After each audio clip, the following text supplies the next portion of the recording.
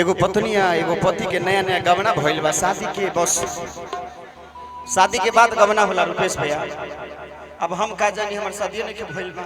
आपका शादी हो गया? नहीं माइक में बोलो। शादी हो गया? नहीं। गौना? शादी नहीं जानते। गौना भी नहीं। अच्छा कोई बात नहीं।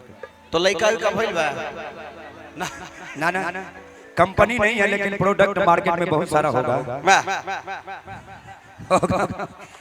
एक बार ताली बजाइए इनके लिए। देखिए आपके आने से सभी भाई मिजाज में आ गए है ना। इसी तरह आते रहिए है ना। बड़ा अच्छा लगता है आप मंच पे रहते हैं ना भैया। अच्छा लगता है किनको किनको अच्छा लगता है एक बार हाथ उठा के बताइए। देखिए सबों को अच्छा लगता है ना। आइए राजन भैया चलिए आप यहाँ आ जाइए। यहाँ आइए आप बड़ों के बीच में माने कि बड़ो भाई बनी भैया कि आज हो अरे पहिला मिलनमा मिलल सजनी के सजनमा हमर अंगी अंग गुलाब नियन खिलल बदनमा। पत्नी कहते कि भगवान जी कि सुनी सुनी भगवान जन बिहान हो के दी। औरत कहते कि भगवान जी बस इतने निवेदन बा कि आज के रात ऐसा रात बना दो कि राते रहे सवेर होबे ना करी। कि सुनी सुनी भगवान जन बिहान हो के दी। आज राजा जी के कोरवे में जवन हो के दी। आज राजा जी के कोरवे में जवन हो आज हो पहिला मिलनमा मिलल सजनी के सजना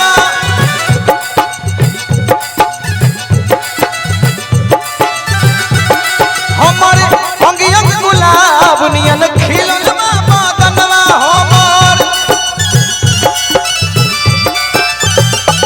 सुनी सुनी भगवान जन बिहान हो के दी।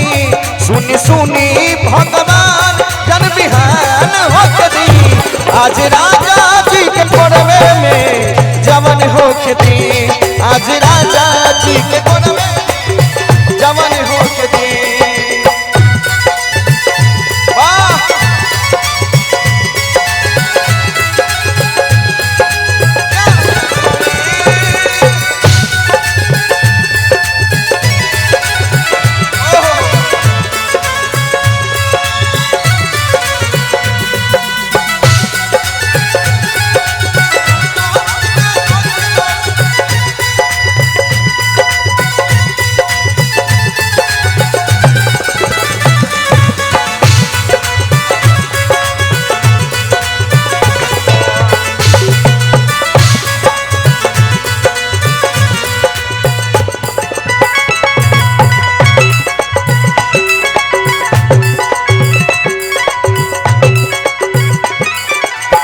औरत कह दिया राजा जी के होठवा में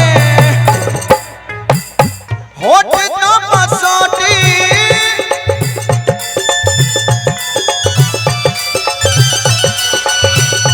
औरत का कहते कि भगवान जी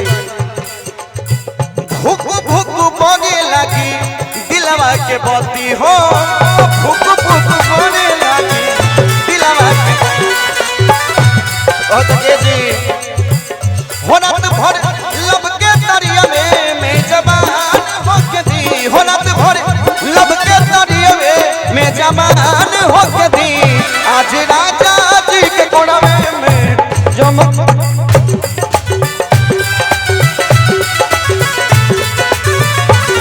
लेकिन दिन पर दिन बिगड़ल जाता रूपवा के दशा नशा छोड़वा की ना।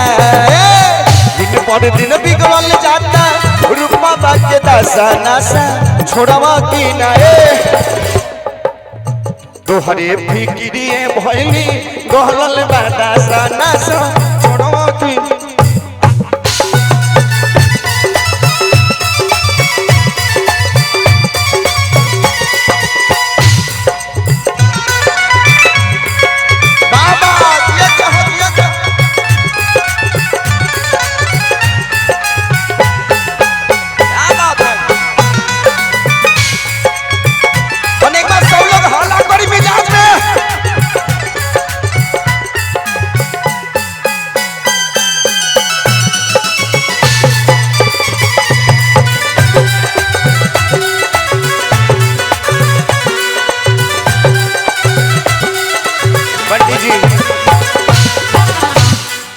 में कहतिया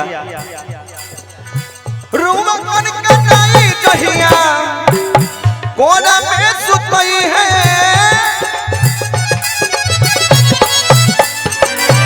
भैया तनी करके मुर्खी मिली जा काहे कि भोजपुरी में मुर्खी के बड़ा महत्व है धर्मवीर भैया।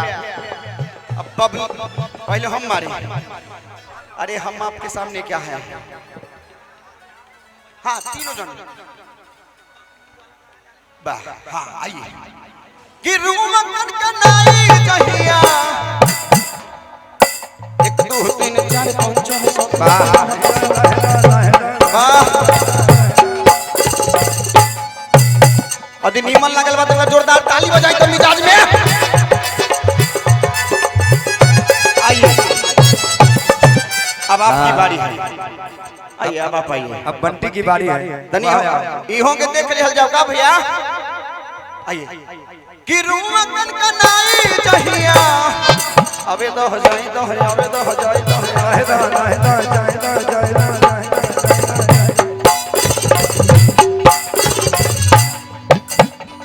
अब तनी मनी हमहू मारत तनी दोनों जनी हमार देखी भैया अदी नीमन लगी तो तीनों जने खातिर ताली बजे के चाहिए कोहे के न चाहिए भैया कि रूमन कनाई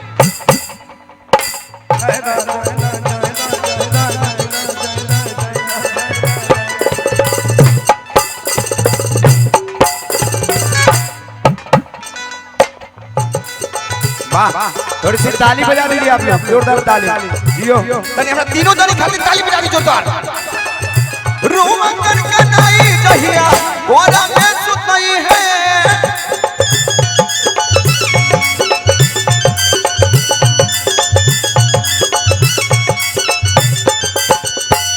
बोलू राजा के अब दिलवा जुड़ई है हो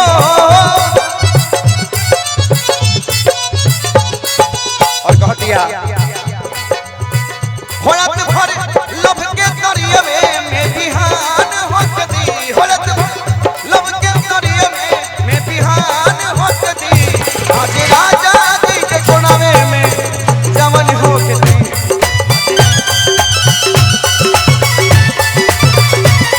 आज राजा जी के कोनावे में जमन होत दी आज राजा जी के कोनावे में जमन होत दी आज राजा जी के कोनावे में जमन होत दी राजा जी के कोनावे में आज राजा जी के कोनावे में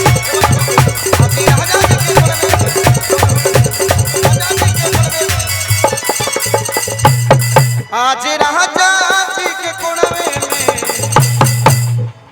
जमन हो आज राजा जी के कोनावे में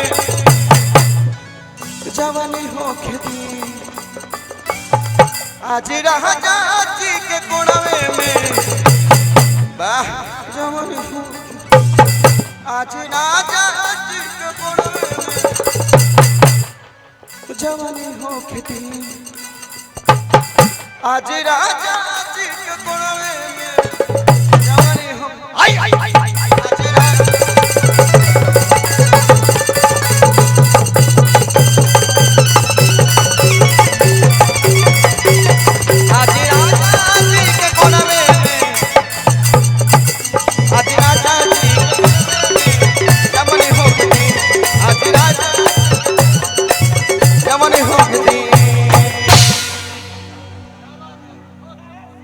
हेड